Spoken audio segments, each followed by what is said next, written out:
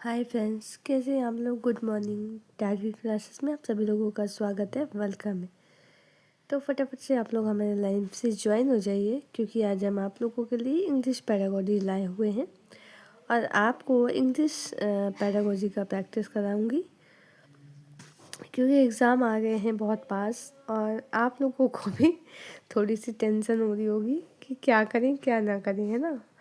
तो आप लोग से मैं इतना ही कहना चाहूँगी कि आप लोग पहली बात तो इतनी स्ट्रेस मत लीजिए पढ़ाई का, क्योंकि लास्ट टाइम में बहुत ज़्यादा स्ट्रेस हो जाता है। तो आप लोग स्ट्रेस मत लीजिए और इतना विश्वास करिए कि आपने जो पढ़ा है वही आएगा, ठीक। उससे बाहर नहीं जाने वाला है। तो आप सभी लोग पहली बात तो हमारे इस चैनल को सब्सक्राइब कर लीजिए, लाइक कर दीजिए और शेयर कर दीजिए, ठीक है।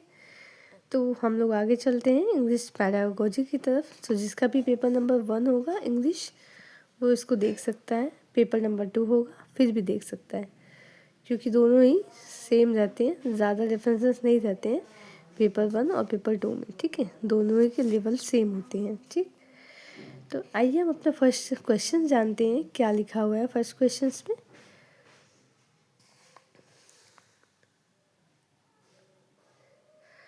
लिखा हुआ है a teacher divided learners into groups. एक टीचर है जो डिवाइड करता है बच्चों को ग्रुप में, and ask them to do a quiz, और उनसे पूछता है एक क्विज, ठीक, करने को देता है about elephants before reading a story about them. The objective of the teacher is to, वो जो टीचर है जो एलिफेंट पे एक स्टोरी देता है बच्चों को पढ़ने के लिए, हाँ, वो क्या कहते हैं, ग्रुप में डिस्कशन करता है एलिफेंट के बारे में, ठीक है। एक स्टोरी है जिसके बारे में डिस्कशन करता है एक टीचर्स। तो वो क्या क्रिएट करने की कोशिश कर रहा है बच्चों के बीच में। फर्स्ट है राइट टेक्स्ट रिव्यू, क्या वो टेक्स्ट को रिव्यू करना चाह रहा है, फिर से देखना चाह रहा है। टेस्ट देयर मेमोरी, क्या बच्चों के वो मतलब क्षमता को जानना चाह रहा है। गिव पीयर फीडबैक, क्या जो अपने बच्चे हैं उनके फीडबैक को लेना चाह रहा है। या फोर्थ कह रहा है generate interest in the topic, क्या वो इंटरेस्ट कर रहा है कि मतलब उस टॉपिक में बच्चों का इंटरेस्ट जग जाए, वो ये कोशिश कर रहा है। तो आप लोग देख रहे हैं डी आंसर हमारा लगा हुआ है और डी आंसर ही हमारा सही है। क्यों सही है, क्योंकि जब भी आप देखेंगे यहाँ पे कि एलिफेंट बिफोर रीडिंग, मतलब रीडिंग से पहले क्या कर रहा है, वो स्टोरी को उसमें क्या कर रहा है, स्टोरी में बच्चों को ग्रुप में आस्क कर रहा है, बातें करने के लिए कह रहा है, बच्चों को आपस में बातें करने को कह रहा है, अपना खुद भी कर रहा है। तो वो क्या कह रहा है, सबसे पहले जनरेट कर रहा है इंटरेस्ट इन अ टॉपिक, जो भी टॉपिक उसने ले रखा है पढ़ाने के लिए, उसमें बच्चे के लिए वो क्या कर रहा है, विद्यार्थियों का इंटरेस्ट उत्पन्न कर रहा है, इंटरेस्ट वो जगा रहा है कि बच्चे कैसे उस चीज़ को और इंटरेस्टिंग से पढ़ें, ठीक है। तो हमारा डी आंसर ही सही होगा। नेक्स्ट आते हैं 92। In a language classroom, a student disturbing the class. To handle this disruptive students, the teachers should, बताओ इसमें कि भाषा की कक्षा में एक स्टूडेंट को डिस्टर्बिंग द क्लास, क्लास में क्या होता है, डिस्टर्बिंग पैदा होती है, डिस्टर्बिंग होती है उन्हें। To handle this disruptive student the teacher should, मतलब टीचर को क्या करना चाहिए जो उनको डिस्टर्ब कर रहा है क्लास में बच्चों को, तो टीचर्स को उस समय क्या करना चाहिए। तो यहाँ कह रहा है depend on the parents to offer remedies, क्या उनके पेरेंट्स से बताओगे कि आप उसका उपचार करें। Report the behaviours of the student to the school authority, क्या आप ये बताएंगे, बिहेवियर बताएंगे। एड्रेस द डिलिजेंट स्टूडेंट, क्या एड्रेस करेंगे डिलिजेंट स्टूडेंट्स को। ये first talk to the children to offer remedies, पहली बात तो बच्चों से आपको बातें करनी चाहिए कि बच्चा ऐसा क्या दिक्कत है, क्या दिक्कत है क्या नहीं है। तो ये हमें टीचर्स को पूछना है बच्चों को। तो first talk to the children, पहले चिल्ड्रन से बातें करें और उसका निदान जानने की कोशिश करें, उसके बाद उसका उपचार करें, ठीक है। तो यहाँ पे कोई भी पेरेंट्स से नहीं बताना है, किसी भी तरीके के बिहेवियर को नहीं लेता है, किसी भी तरीके के इंटेलिजेंट स्टूडेंट को नहीं लेना है, ठीक है। तो यहाँ पे हमारा जो आंसर है डी है जो सही है। नेक्स्ट हम आते हैं 93 पे। 93 क्या कह रहा है? When student brainstorm ideas, जब बच्चे बहुत ही अच्छे से मतलब बहुत ही ब्रेन स्टॉर्मिंग कर रहे हैं, organise draft edit and revise their work, वो अपने वर्क को क्या क्या कर रहे हैं, एडिट कर रहे हैं, रिवाइज कर रहे हैं, ड्राफ्ट कर रहे हैं, ठीक। Which skill does the process reflect, तो ये जो स्किल को बच्चे कर रहे हैं उसका क्या असर पड़ने वाला है, किस चीज़ पे असर करने वाला है, बच्चे क्या कर रहे हैं, लिसनिंग स्किल कर रहे हैं, राइटिंग स्किल कर रहे हैं, स्पीकिंग स्किल कर रहे हैं, या रीडिंग स्किल कर रहे हैं। तो यहाँ पे आप लोग देख रहे हैं जैसे कि राइटिंग स्किल लिखा हुआ है, इसके बारे में भी दिया हुआ है। Writing skill reflect the process of the student brainstorm ideas, organise draft edit and revise the work.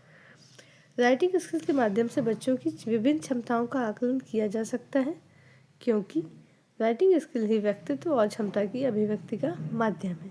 मतलब यहाँ पे लिख रहे हैं बच्चे, ठीक है, राइट कर रहे हैं, लिख रहे हैं अपने आइडियाज़ को, अपने जो वर्क को वो जो है ऑर्गेनाइज कर रहे हैं, लिख रहे हैं। तो यहाँ पे इनसे जो है जो लिखने की क्षमता का विकास होएगा, उससे और भी चीज़ें बच्चे जानेंगे, ठीक। इसलिए बच्चे यहाँ पे राइटिंग स्किल्स कर रहे हैं।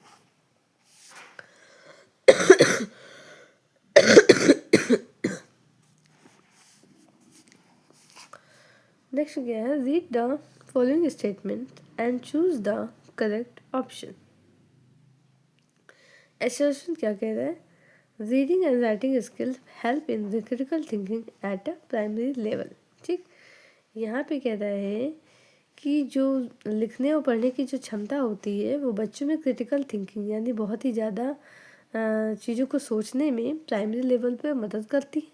हाँ बिल्कुल, बच्चा लिखेगा और पढ़ेगा तो क्या होगा, क्रिटिकल थिंकिंग होगी, उसमें इन्वॉल्व होगी। तो सेशन हमारा सही है।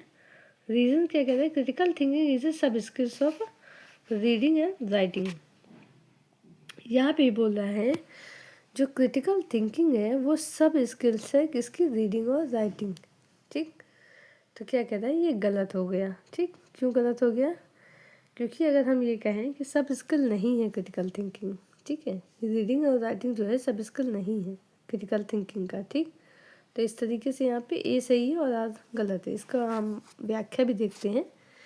देखिए, क्योंकि प्राथमिक स्तर पर रीडिंग और राइटिंग स्किल्स क्रिटिकल थिंकिंग के विकास में सहायता करती है, जबकि कारण जो है असत्य यानी रीजन जो है गलत है, क्योंकि क्रिटिकल थिंकिंग रीडिंग और राइटिंग की सब स्किल नहीं है, बल्कि रीडिंग और राइटिंग है क्रिटिकल थिंकिंग की सब स्किल। यानी जो हमारा ये क्रिटिकल थिंकिंग है इसकी सब स्किल्स क्या है? रीडिंग और राइटिंग है, ना कि रीडिंग और राइटिंग है क्रिटिकल थिंकिंग की सब स्किल। यहाँ पे अपोजिट लिखा हुआ है, ठीक है। क्रिटिकल थिंकिंग की सब स्किल्स रीडिंग एंड राइटिंग नहीं है, बल्कि रीडिंग और राइटिंग जो है सब स्किल्स है किसकी? क्रिटिकल थिंकिंग की, ठीक। आई होप ये आपको 94 का समझ में आ रहा होगा। 95 चलते हैं। लैंग्वेज स्किल्स आज बेस्ट लर्न, ठीक है। लैंग्वेज स्किल क्या है? जो भाषा कौशल है उसकी स्थिति मतलब बेस्ट क्या है? If they are dealt with in an integrated manner only through written tests and assignment, if the teachers focus on the one skill at a time। देखो, काटते जाओ options. Only through written test, only यहाँ पे क्या है हमारा? यहाँ पे नेगेटिव टैग वर्ड है, तो इसे यहाँ कट कर देना है। If the teacher focus on skills, so one skills, खाली एक स्किल्स पे फोकस करना ये गलत है। With the help of challenging and mechanical language drills, drills भी यहाँ पे एक तरीके से क्या है? हमारी नेगेटिव टैग वर्ड्स माना जाता है, ठीक। यहाँ पे सही क्या है? If they are dealt with in the integrated manner, जो इंटीग्रेटेड मैनर है ये क्या है? हमारा लर्निंग स्किल्स का बेस्ट ऑप्शंस है, क्योंकि ये पॉजिटिव इंटीग्रेटेड मैनर जो है ये हमारा इसका पॉजिटिव टैग वर्ड्स मान के चल सकते हैं हम लोग, ठीक है। और डिटेल में जानना चाहते हैं तो और बताते हैं। Language skills are the best learn if they are dealt with in integrated manner. भाषा कौशल उस स्थिति में अच्छी प्रकार से सीखी या सिखाई जा सकती है जब उन्हें एकीकृत रूप से प्रस्तुत किया जाए, एक तरीके से प्रस्तुत किया जाए तब। ठीक, नेक्स्ट 96 क्या कह रहा है, आओ देखते हैं। To assess whether students have understood how to use the narrative skills a teacher should ask student to. तो पहला कह रहा है to assess whether a student have understood how to use the narrative skills। मतलब जो student है उसके लिए, मतलब जो नैरेटिव स्किल्स है, a teacher should ask student, वो जो टीचर है वो कैसे पूछेगा स्टूडेंट से। ठीक, यहाँ पे आंसर नंबर फर्स्ट कह रहा है correct the mistake in use of describing words. Correct the mistake in use of describing words. Read a story and answer comprehension-based questions. Circle the verbs and adjective in the text. Share on incident when they were surprised. तो हमारे यहाँ पे 4 options लिखा हुआ है। To assess whether students have understood how to use the native skills, a teacher should ask students to share an incident when they were surprised. Thus we can evaluate the student narrative skills। ठीक है, तो यहाँ पे option number D is right. 97 पे आते हैं। A teacher of a class 7, यहाँ पे रोमन लिखा था तो रोमन अच्छे से जो है डिस्क्राइब कर सके हम, तो हमने सीधे सीधे यहाँ पे 7 लिख लिया। A teachers of class 7 is facilitating the reading of books other than the prescribed textbook। She is promoting there। वो किस चीज़ को प्रमोट कर रहा है। ठीक है, एक टीचर है क्लास 7 का, वो क्या कर रहा है, facilitating the reading of book. Book को पढ़ने के लिए एक क्या कर रहा है, वो फैसिलिटी दे रहा है। Then the prescribed textbook. ठीक है, उसमें बच्चा जो है उसके लिए टीचर क्या कर रहा है, तो एक्सटेंसिव रीडिंग कर रहा है। क्या कर रहा है, एक्सटेंसिव रीडिंग कर रहा है। शेयर्ड रीडिंग नहीं कर रहा है, गाइडेड रीडिंग नहीं कर रहा है, इंटेंसिव रीडिंग नहीं कर रहा है। एक्सटेंसिव रीडिंग क्यों कर रहा है, आओ जानते हैं। जो एक्सटेंसिव रीडिंग होता है, यह व्यापक पठन होता है। यह आनंद और खुशी और पाठ की समझ के लिए पढ़ने को संदर्भित करता है। इसमें आनंद के लिए लंबे पाठों को पढ़ना शामिल होता है। ठीक है, यहाँ पे वो पाठ को बंदा पढ़ रहा है, फैसिलिटिंग दे रहा है और बहुत ही अच्छे से प्रिस्क्राइब्ड कर रहा है टेक्स्ट बुक को। तो यहाँ पे option number first is right, क्योंकि एक्सटेंसिव रीडिंग क्या होती है, वो बहुत ही अच्छे से व्यापक पठन होती है।